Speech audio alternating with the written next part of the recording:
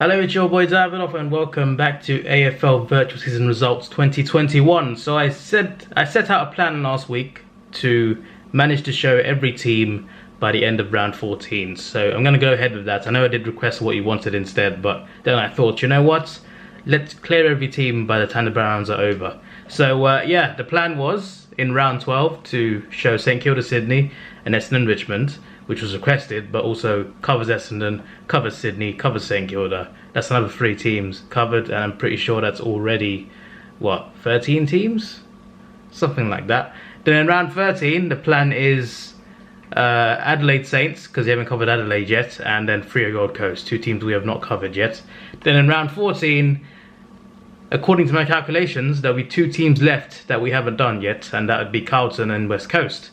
And they both got some big games. Carlton playing the Giants at Giants Stadium and West Coast playing Richmond at Optus. So that works out perfectly. And then from round 15, we can show what we want, because by then we've covered all 18 teams at least once. So yeah, considering we started in like what? Started in round 8 or 9, we've really caught up to this really well. So yeah, the round 12 results are this. Obviously I showed 2 games, Essendon, Richmond.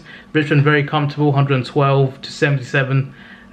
They ran routes, really ran riot. Essendon did claw it back towards the end, but in the end it was too little too late. The other game that I showed obviously was St Kilda v Sydney. St Kilda 89, Sydney 71, a good win from the Saints. Sydney tried to claw it back in the last quarter. Once again, too little too late, but they were a bit closer, and it could have gone differently if certain plays went their way, but St Kilda in the end defended pretty damn well. Anyway, in the simulated games, obviously on Friday night, a game that I was going to pick, then I decided not to. Carlton 71, West Coast 76 at the MCG. Carlton only losing by 5 points. A good win for the Eagles. Carlton almost there, but not quite. Adelaide beat Collingwood 97 to 58. So just like in real life, Collingwood are struggling a bit because they haven't won the past 3 weeks at least, from what I remember. Melbourne v Brisbane ended 71-82. Brisbane Lions winning at Traeger Park. So great win for them by 11 points, just under 2 goals.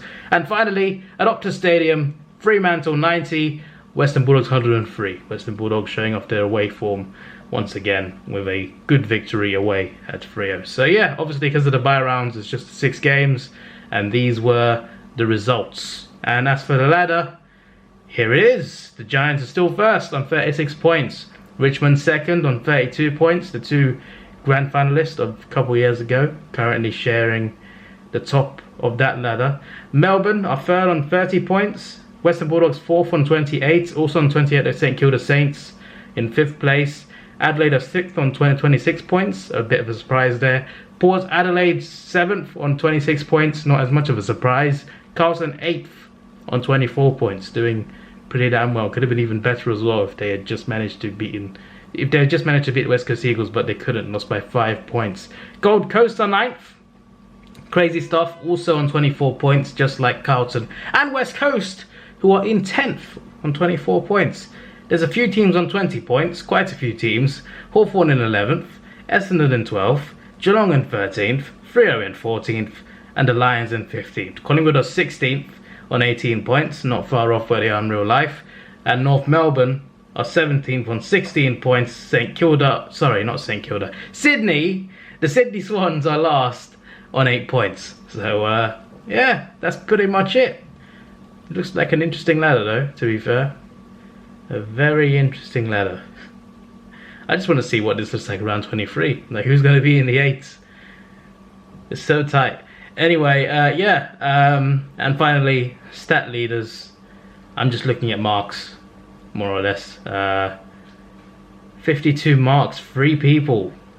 Matt Taberner, Aaron Francis, and Josh Dunkley. Dunkley's been right at the top most of the season, so no surprises there. And finally, goals. There we go.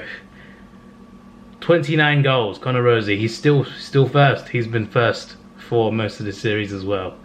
Who's got most behinds? Taylor Walker still. Taylor Walker still. Jack Rival's top with goal assists as well. So yeah, those are just a few statistics, and there we go.